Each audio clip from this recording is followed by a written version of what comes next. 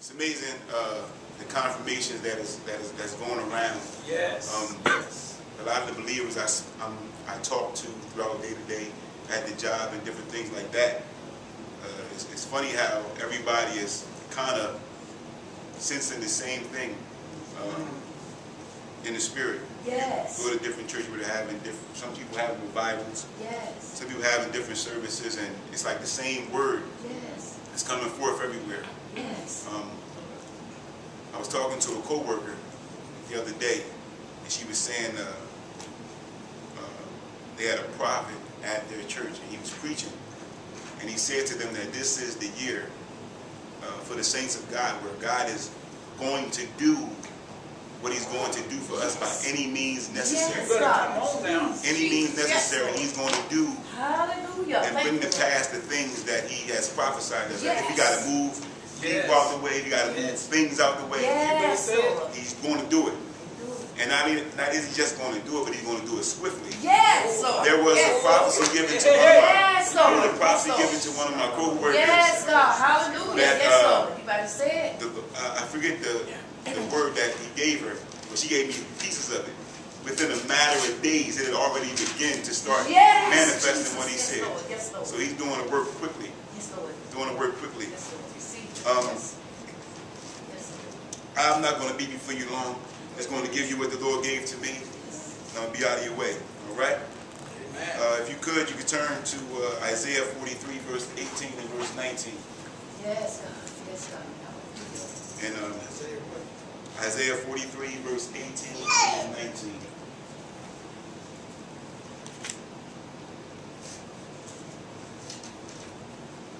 Everybody got it? Amen. Amen. And it reads, forget the former things. Yes. Do not dwell on the past. See, I am doing a new thing. Yes. Now it springs up. Do you not perceive it? And I'll be speaking for a few minutes on the subject of now. Now. In this passage of scripture, or these two verses of scripture, the Lord is speaking to Israel. He's speaking to Israel through the prophet Isaiah. Yes, Lord. And he's telling them to forget the former things. The things he was telling them was forget. Well, this passage of scripture is dealing with Israel's unfaithfulness. Yes. And God's mercy to them. Yes. But he's telling them through the prophet to forget the former things. Forget those times where you were unfaithful. Forget all about that. Yes, Lord. I'm doing something new. Yes. And he asked them, now, he said, now it springs up. Do you not perceive it? Yes. The Lord is telling us to forget the times where we messed up. Even forget the things Yes. check this out. This is what the Lord is speaking. Even forget the things that he's done already. Yes, Lord. Because a lot of times we hold God back because we want him to move like he did back then. No. So a lot of times we're thinking, oh God, do it like you did it back then. Do it like, deliver me like you delivered me then. Show up like he showed up then. But he's saying forget that. Forget that. I'm trying to do a new thing. Yes, Lord. And he's asking you, Lord. do you see it? Yes, He said, now it springs up. Do you perceive it? So it all depends on your perception.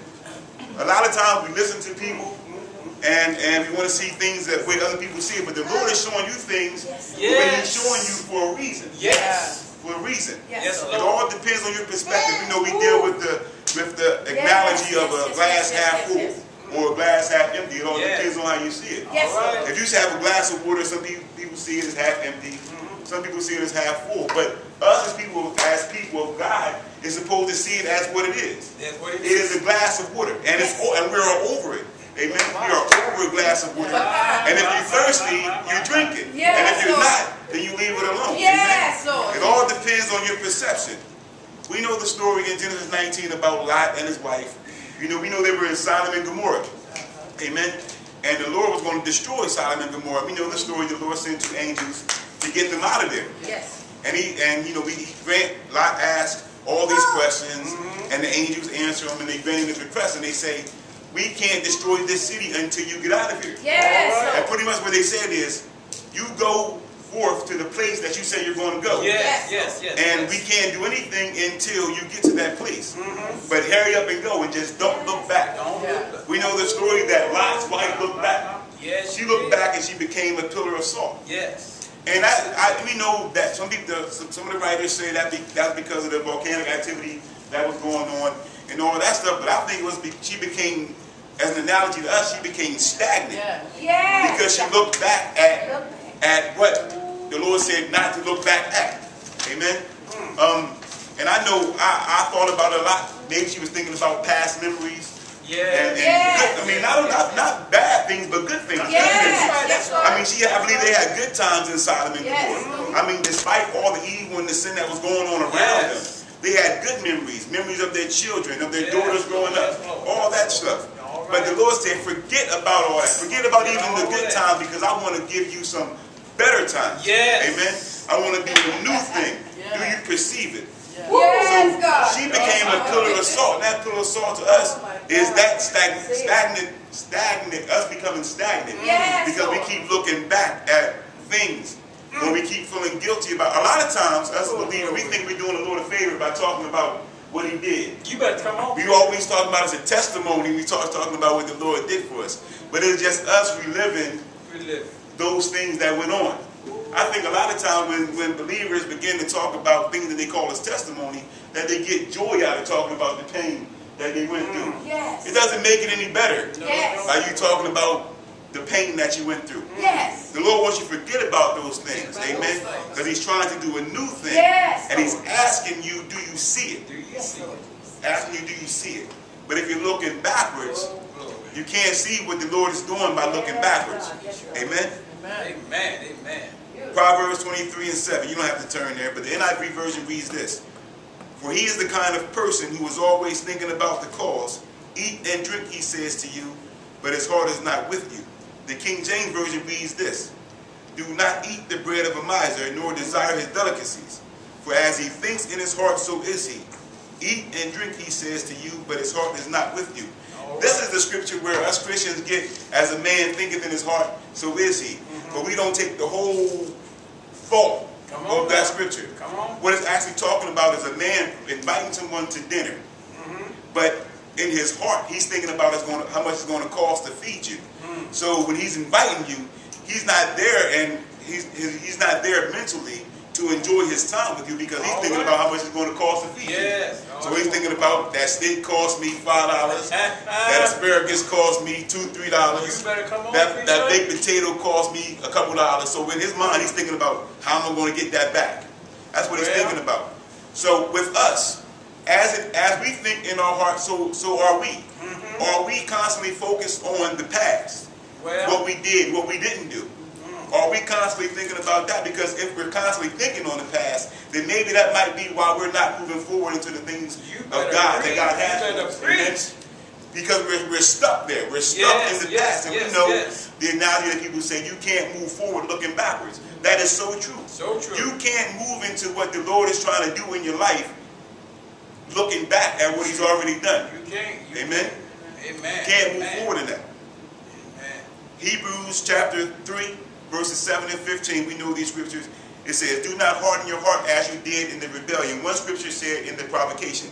That's talking about in the Old Testament when Israel provoked the Lord to wrath. And he did not obey what he told him to do. They provoked him to wrath. He said, do not harden your heart as you did back then. But then when Paul was using it in Hebrews, he was usually talking about salvation. Meaning, today, if you hear the Lord calling you, don't harden your heart. Answer. That's right. We know the word is. We know the word says today is the day of salvation. Amen. You can't live off the word you received yesterday, and you can't live off the word you're going to get tomorrow, because it's not yours yet. Amen.